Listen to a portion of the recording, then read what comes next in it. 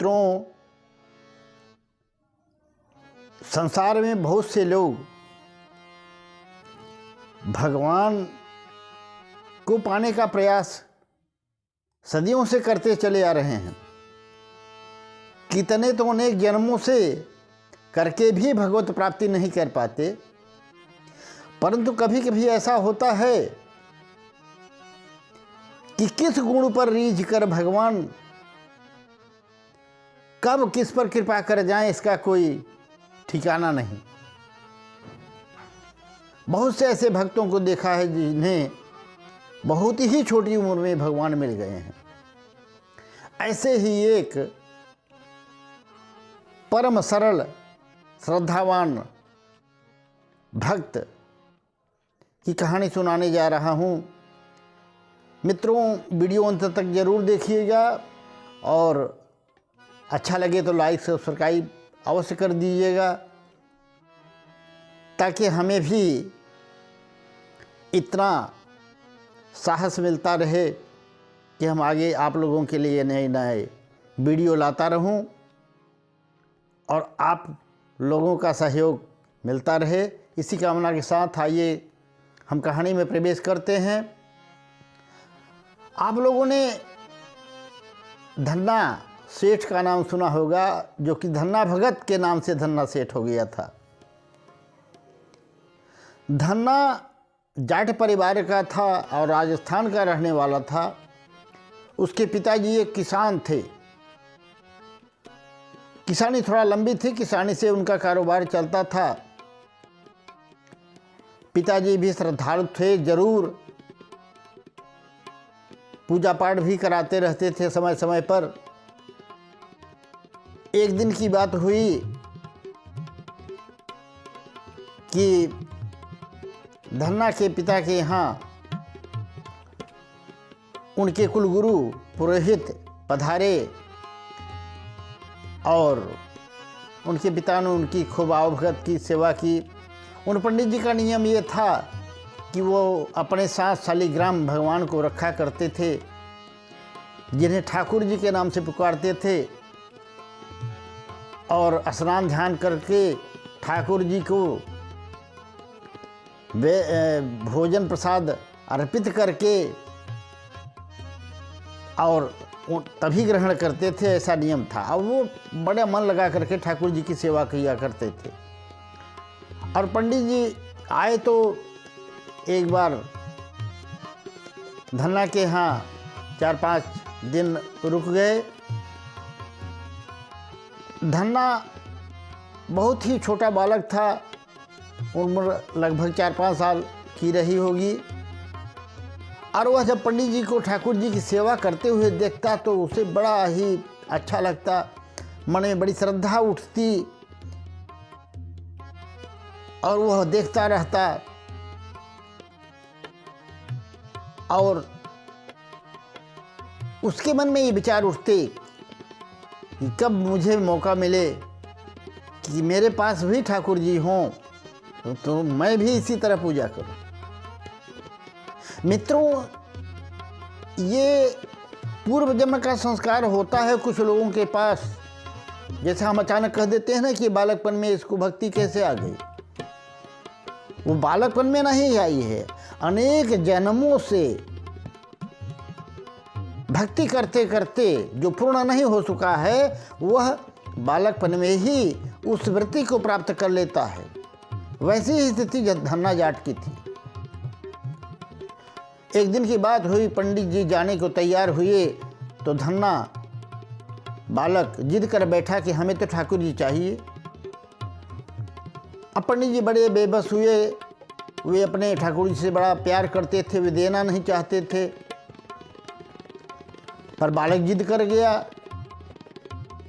कुछ लोगों ने समझाया ले जाकर के पंडित जी को कि ये तो बालक है, क्या समझेगा।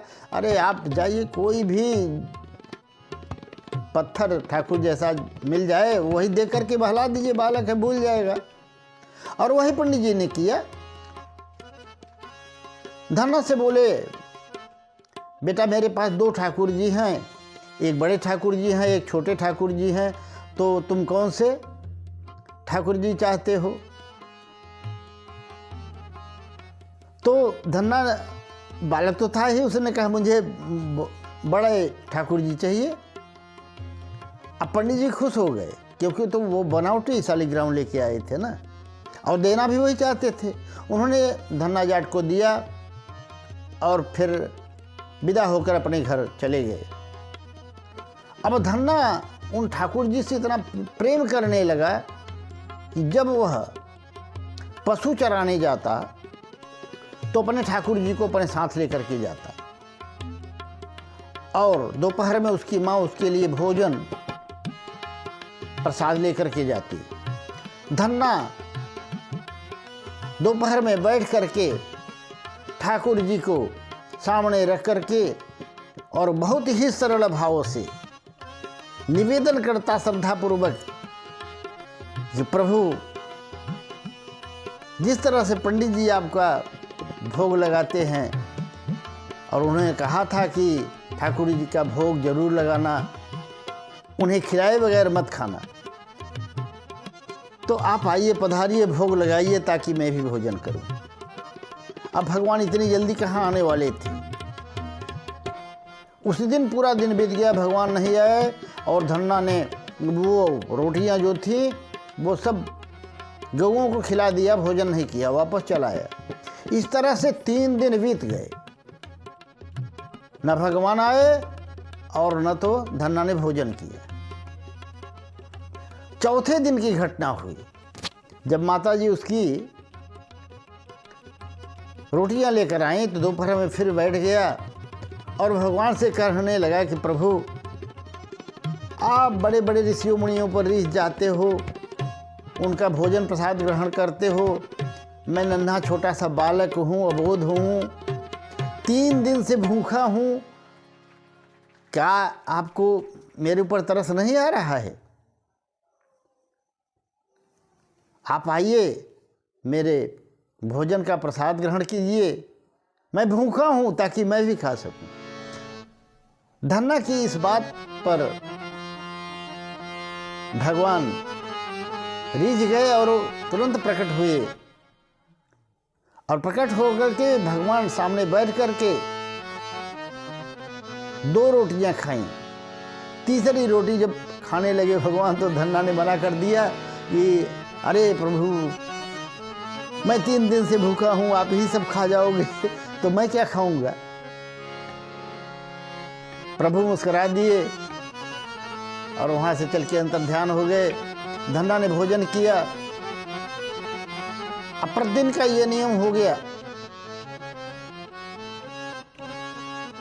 धन्ना भोजन प्रसाद भगवान को निवेदित करता, भगवान आते, प्रसाद पाते। एक दिन धन्ना ने कहा, प्रभु, आप मुझे अपने हृदय से लगा करके कृतार्थ कर दीजिए। पर भगवान ने कहा, नहीं, अभी मैं तुझे हृदय से नहीं लगाऊंगा, इसलिए कि तुम्हारे पास कोई गुरु नहीं है। पहले तुम गुरु करो, दीक्षा लो, उसके बाद। उसने कहा, मैं तो अबोध हूँ, कहाँ दीक्षा लूँगा, कहाँ गुरु खोजूंगा, मुझे कुछ भी पता नहीं है। तब भगवान ने कहा, तुम काशी जाओ रामानंदाचार्य के पास, वो मेरे ही स्वरूप हैं, और उनसे दीक्षा ग्रहण करके तुम आओ, फिर मैं तुझे गले लगाऊंगा। धन्ना घर से काशी आया, रामानंदाचार्य जी से दीक्षा लिया, और दीक्षा देने के बाद रामानंदाचार्य ने उन्हें कहा कि बेटा अब तुम अपने घर चले जाओ।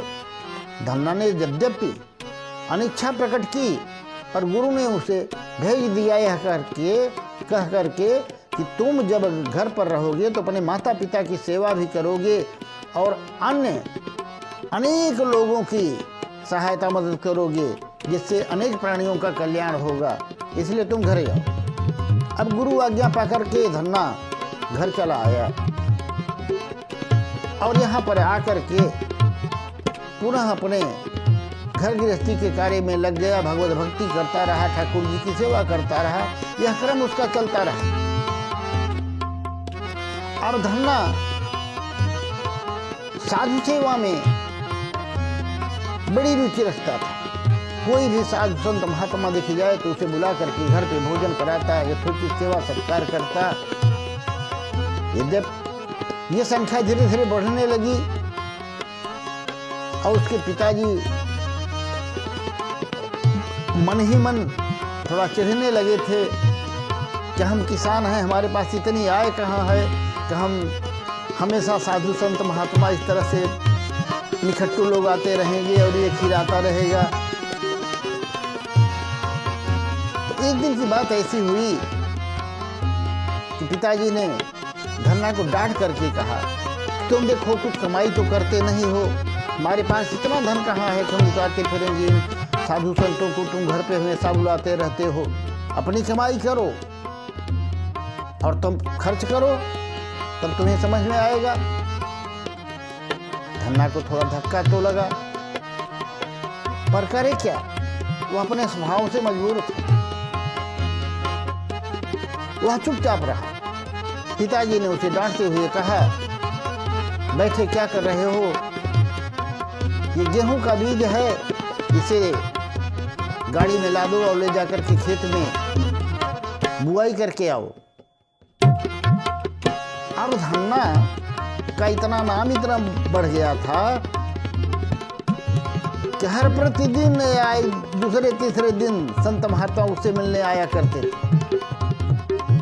धन्ना बीज लेके जा रहा था खेत में बोने के लिए, रास्ते में 5-7 महात्मा मिल गए, आ गए और धन्ना से ही पूछ रहे हैं, भैया धन्ना भगत का घर कहाँ पे है, सुना है वो रामानंदाचार्य के शिष्य हैं और उन्हें बचपन में ही प्रभु प्राप्ति हो गई है, ईश्वर की उन पर कृपा हो गई है, हम उनका दर्शन पा करके कृतार्थ हो जाएंगे। धन्ना बड़ा संकोच में पड़ा, लेकिन अंततः उसे बताना ही पड़ा कि मैं ही धन्ना भगत, मुझे ही कहते हैं लोग, मैं ही धन्ना हूँ। अब पिता की बात उसे याद थी कि संतों को अगर घर पर लेके जाऊंगी तो पिताजी नाराज होंगे,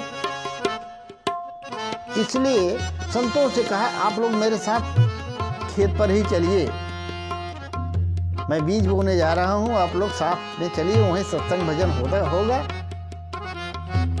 और उनको ले जाकर के खेत पर बैठा दिया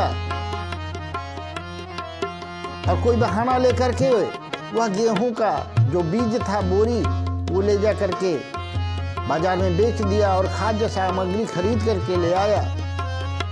संतों के लिए विभिन्न प्रकार के भोजन वहीं पर खेत पर ही बनाया और उनको खिलाया पिलाया, सेवा सत्कार किया।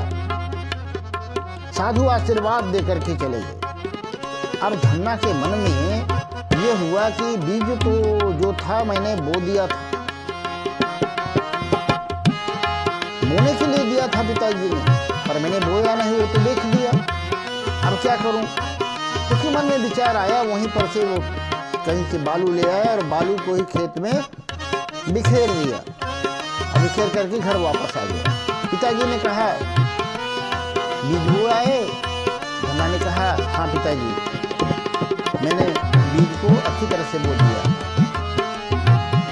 घर पे चलाया,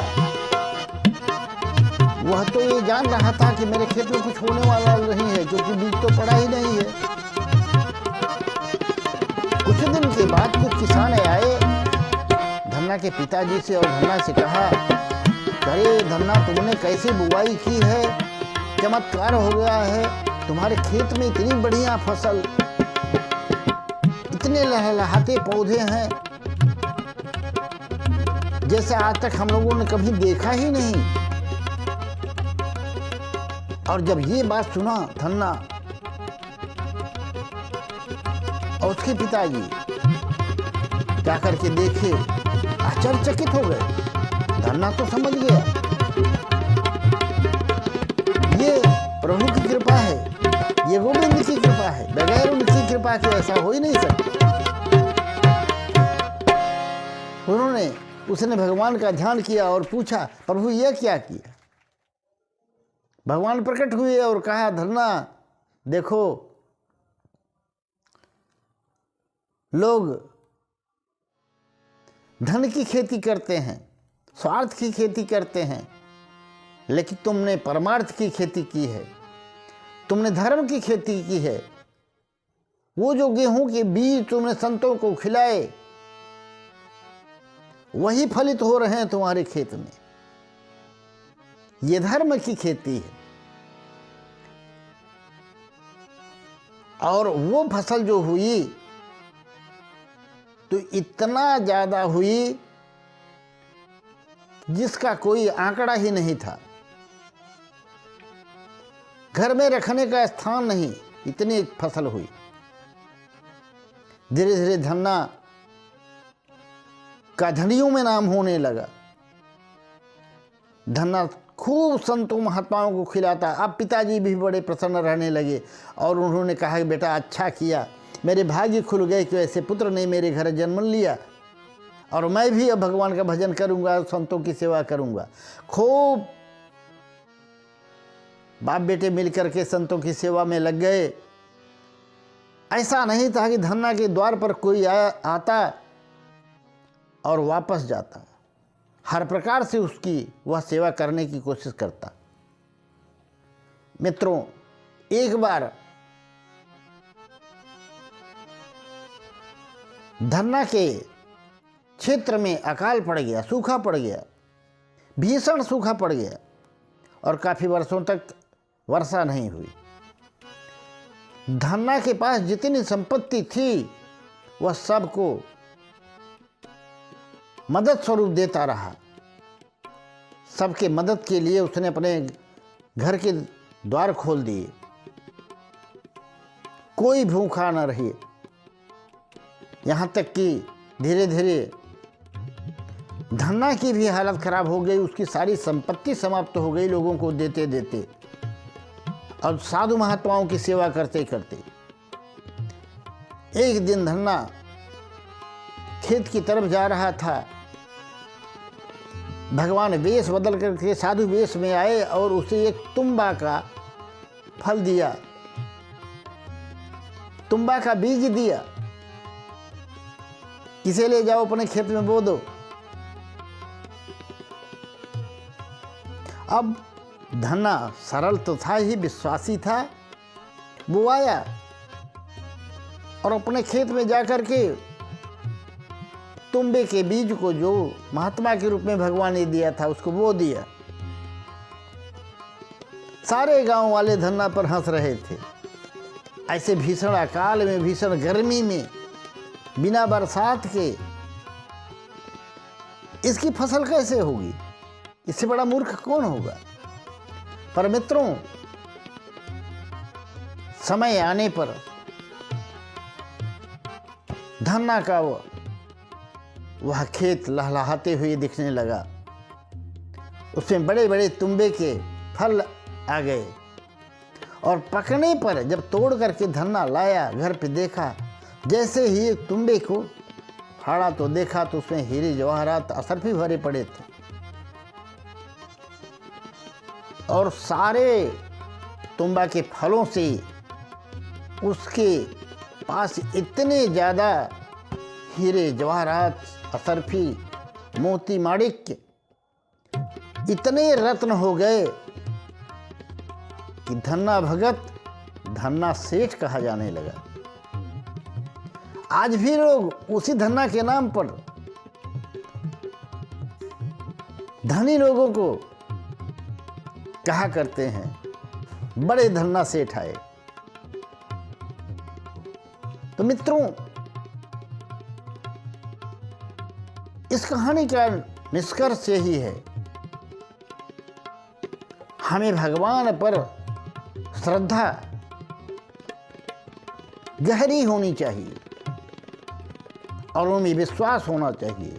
यदि हम भगवान में पूरी निष्ठा से श्रद्धा रख करके, विश्वास करके उनके भरोसे रहते हैं तो हमारा कार्य अवश्य पूर्ण करते हैं और हर वक्त हमारी मदद करते हैं, वह चाहे कोई भी प्राणी हो। हम ही हैं ऊपर ऊपर से भगवान की रट लगाते हैं, पर इंटरनल रूप से, वास्तविक रूप से, सच्ची श्रद्धा से भगवान को नहीं चाहते, जिससे हम दुखमय जीवन व्यतीत करते हैं। इससे पार पाना हो तो अबोध बन के, सरल बन के भगवान के सामने पूर्ण रूपेण शरणागत हो जाइए। प्रभु आपकी सदैव मदद करेंगे, जो कि सदैव आपके साथ हैं।